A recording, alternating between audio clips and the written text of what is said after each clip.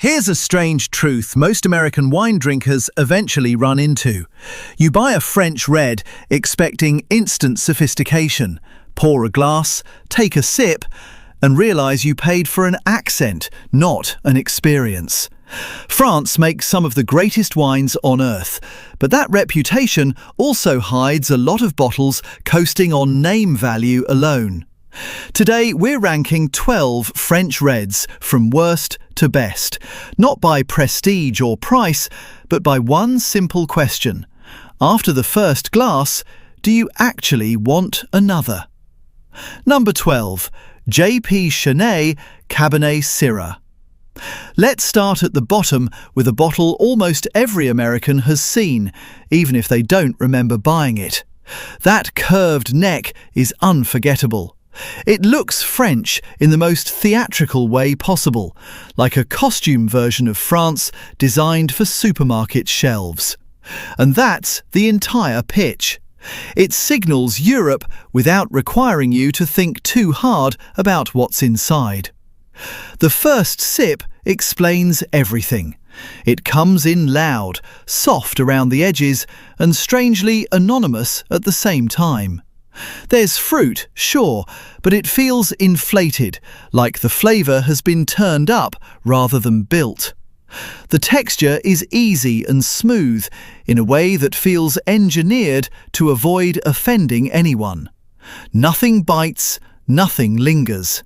The finish slips away quickly, leaving behind the faint impression that you just drank something designed to disappear politely. What keeps this bottle alive in the US isn't love, it's familiarity. It's the red people grab when they want something European without paying a European price. And to be fair, it does exactly what it promises. It's approachable, uncomplicated, and extremely easy to drink. But that's also the problem. Ease without identity becomes forgettable fast. This isn't a wine you revisit because it moved you. It's one you forget because it didn't. In a ranking about the experience in the glass, that lands it firmly at the bottom. It looks more interesting than it tastes, and eventually that gap becomes impossible to ignore. Before we move on for a second, if you're enjoying these straight-up, no-fluff wine breakdowns, tap subscribe. It's the easiest way to support the channel, and it really does make a difference. Alright, let's get back to the reds. Number 11. Maison Castel Merlot. Maison Castel is a different kind of disappointment because it arrives with less flair and more quiet confidence. The label feels calmer, more restrained, less gimmick, more traditional France. And for a lot of American buyers, that subtlety reads as credibility. It feels like a safer bet, the bottle you choose when you want French without the theatrical packaging. The first impression is pleasant. Soft red fruit, a gentle texture, and a smooth entry that makes it very easy to like at a glance. It's the kind of wine that doesn't interrupt a conversation. You pour it, sip it, and everything flows without friction. For casual dinners or weeknight takeout, that friendliness has real appeal. But then something strange happens as the glass goes down. You realize it never really builds toward anything. The middle stays shallow, the finish fades quickly. It's not flawed, it's just oddly hollow, like a story that never develops beyond the opening chapter. You keep waiting for a moment that gives it personality, and it never arrives. This is where the difference between pleasant and memorable becomes obvious. Maison Castel succeeds at being agreeable, but it stops just short of being meaningful. You don't dislike it, you just don't think about it again. And in a lineup where identity matters, that kind of quiet emptiness pushes it near the bottom. It's smooth, polite, and almost entirely forgettable once the bottle is gone. Number 10. Barton and Guestier, Bordeaux. Now we step into more dangerous territory. The moment you see Bordeaux on a label, expectations rise instantly, especially in the United States, where the name carries almost myth-level authority. Bordeaux isn't just a region here, it's shorthand for seriousness. It suggests tradition, depth, maybe even a little luxury. And that's exactly why this bottle lands in such a tricky spot. At first, it plays the role convincingly. There's structure, a hint of dryness, that familiar old-world posture that feels more composed than the bottles below it. It looks right at the dinner table. It behaves like something you're supposed to respect. And for a few sips, it almost pulls it off. But then the illusion starts to thin out. The body feels lighter than the name implies. The flavours don't fully expand. Instead of unfolding, they hover. You get the outline of Bordeaux without the substance that makes Bordeaux legendary. It's like hearing a cover version of a famous song that hits all the notes but none of the emotion. And that's the tension with bottles like this. You're not just tasting wine, you're tasting expectation. The label is doing a lot of heavy lifting, and once you notice that, it changes the experience. It's not bad, it's just smaller than the reputation it borrows from. This lands at number 10 because it delivers the idea of Bordeaux more than the feeling of it. It wears the uniform well, but underneath it feels thinner than the name deserves. Number 9. Mouton Cadet, Bordeaux Rouge. This is where things get complicated, because now we're dealing with a name that carries real weight. Mouton Cadet has history. It has lineage. It has that unmistakable aura that makes people pause a little longer in the wine aisle. Even if you don't know the details, the name feels important. And that sense of importance shapes the first sip before the wine even touches your tongue. In the glass, it's undeniably more composed than the bottles below it. The structure is cleaner. The balance is tighter. You can feel the intention behind it. This is wine made to represent something larger than itself, and that clarity gives it a sense of purpose that lower-ranked bottles never quite achieve. But purpose doesn't always translate into emotion. As the glass opens up, it becomes clear that consistency is the real goal here. Everything feels controlled, polished, and carefully managed. Nothing jumps out. Nothing surprises. It's built to be reliable across millions of bottles, across countless dinners, across every shelf it lands on. And that reliability is both its strength and its limitation. You can trust it. You can serve it without anxiety. It won't embarrass you. But it also rarely excites you. The experience feels measured, almost corporate in its composure, like the edges have been sanded down to ensure universal approval. That's why it sits here at number 9. It's clearly a step above the reds we've already passed, but it still lives in a space where reputation leads and personality follows. You respect it more than you crave it, and in a ranking about what truly earns a second glass, that distinction matters. Number 8. Georges Duboeuf, Beaujolais Nouveau. Beaujolais Nouveau is less a wine and more a cultural event, and Georges Duboeuf is the name most Americans associate with that yearly ritual. It shows up with fanfare, bright labels, and the promise of something joyful and immediate. You're not buying it for depth, You're buying it for the moment, for the novelty of drinking something released almost as quickly as it was harvested. The first sip is exactly what you expect. Light, juicy, bursting with fresh berry notes that feel almost playful. It glides across the palate with zero resistance, making it dangerously easy to like right away. There's a sense of celebration baked into it, like the wine is designed to be consumed with laughter rather than analysis. But novelty has a short shelf life. Once the initial charm fades, you start noticing how quickly it disappears.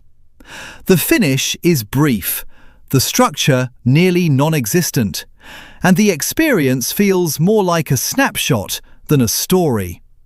It's fun, undeniably, but fleeting in a way that keeps it from climbing higher in this countdown. Number 7. La Vieille Ferme Rouge. This is the bottle people discover after realizing label prestige doesn't always equal pleasure. La Vieille Ferme doesn't pretend to be grand. The packaging is humble, the name slightly quirky, and the entire presentation feels refreshingly unconcerned with impressing anyone. That lack of posturing is exactly why so many American drinkers quietly fall for it. In the glass, it leans into honesty. The fruit feels natural, the texture relaxed, and the balance easygoing without sliding into laziness. Nothing is exaggerated. Nothing feels manipulated. It tastes like wine meant to be shared casually, poured alongside food rather than poured to make a statement. That grounded personality gives it warmth that flashier bottles often lack. Still, charm has limits. As pleasant as it is, La Vieille Ferme rarely delivers a moment that stops you mid-sip. It's dependable rather than dazzling, comforting instead of captivating. That keeps it firmly in the middle of the ranking. You remember enjoying it, but you don't build an occasion around it, and that distinction matters here. Number 6. Famille Perrin Côtes du Rhône Reserve. Now the tone starts to shift. Famille Perrin's Côtes du Rhône feels like a turning point.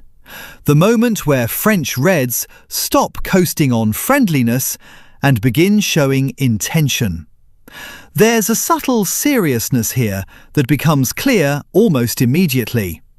Like the wine is finally asking you to slow down and pay attention rather than just sip and move on.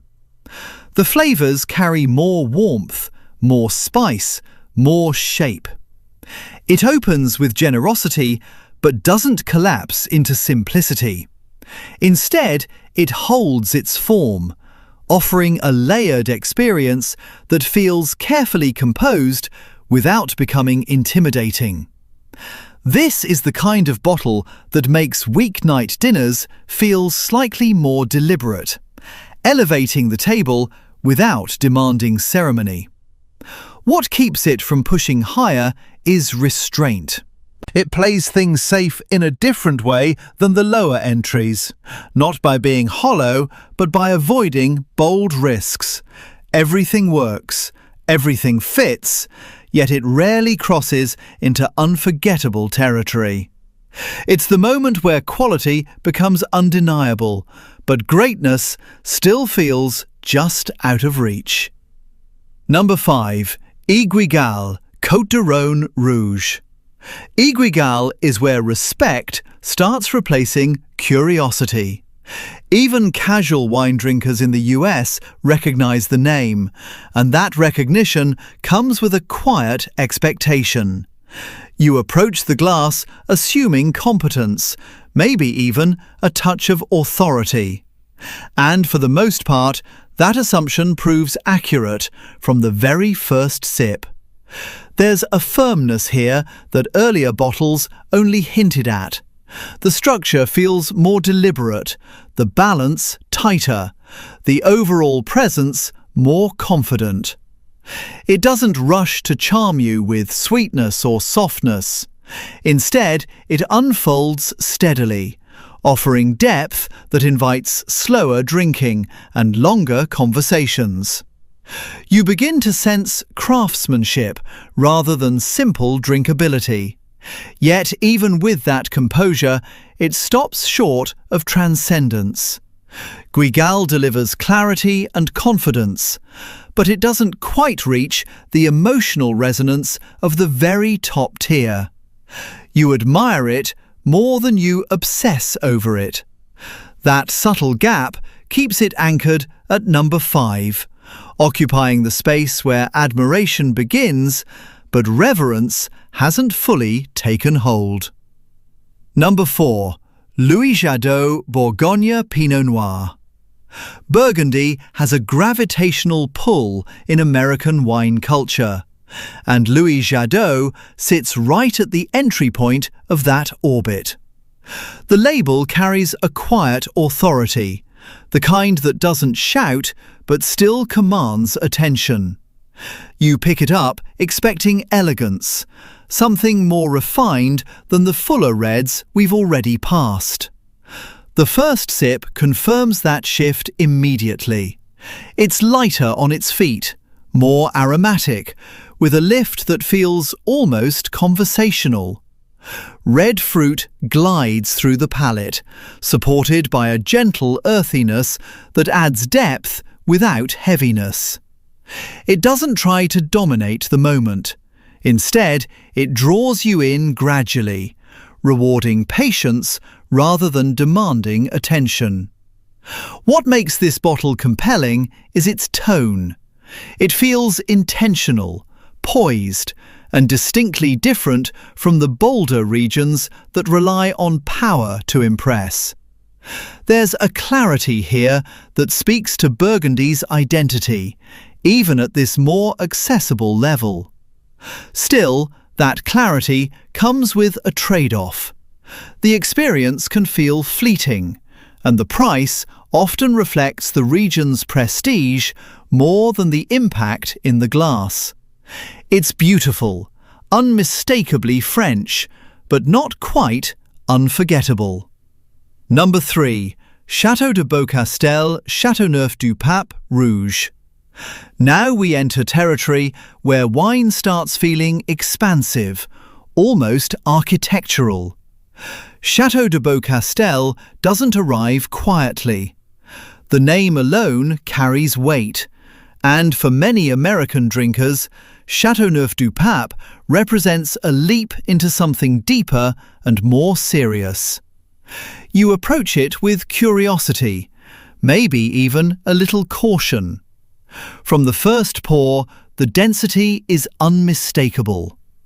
This wine unfolds in layers, revealing warmth, savoury undertones, and a richness that feels grounded rather than flashy. It doesn't rush to charm you. Instead, it evolves slowly, inviting you to stay with it and explore each new detail as it emerges. The experience feels immersive, like the glass keeps revealing new dimensions. What separates Beaucastel is its sense of identity. It doesn't try to please everyone, and that confidence gives it a powerful presence. You're not just drinking a red, you're encountering a style with history and conviction behind it. The only reason it stops here is accessibility. Its intensity can overwhelm casual drinkers, and the price pushes it into special occasion territory. But when it clicks, it leaves a lasting impression. Number 2. Château Margaux. Château Margaux exists in a space where wine and mythology start blending together. Even people who rarely drink red wine recognize the name. and that recognition creates an almost cinematic build-up before the cork is even pulled. You don't open a bottle like this casually. You approach it with ceremony, aware that expectation is part of the experience. In the glass, the refinement is immediate. Everything feels seamless, as if the wine has been polished until no edges remain. The flavours move with quiet confidence, each element integrated so smoothly that nothing demands attention on its own. Instead, the beauty lies in the harmony, the way everything works together without friction. What makes Margaux remarkable is that it delivers on most of that legend. The balance feels effortless, the finish lingering with a grace that seems almost engineered by time itself. It's the kind of wine that makes you slow down naturally, not because you're told to, but because it commands that respect. Yet even here, there's a subtle distance. The price transforms it into an object as much as a beverage. You admire it deeply, but ownership often feels symbolic. Number 1. Domaine de la Romanée-Conti. At the very top sits a name that has transcended wine and entered something closer to folklore. Domaine de la Romanée-Conti isn't just famous within Burgundy or even France. It's a global reference point. The bottle collectors whisper about and enthusiasts dream of encountering at least once in a lifetime. The experience, for the few who taste it, is less about intensity and more about precision. Nothing feels exaggerated.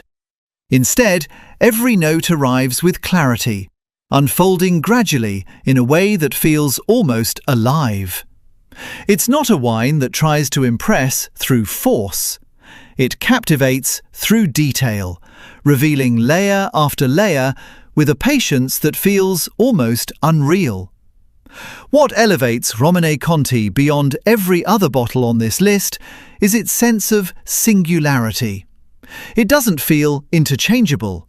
It feels like a once-in-a-generation expression, something shaped by land, history, and obsessive care.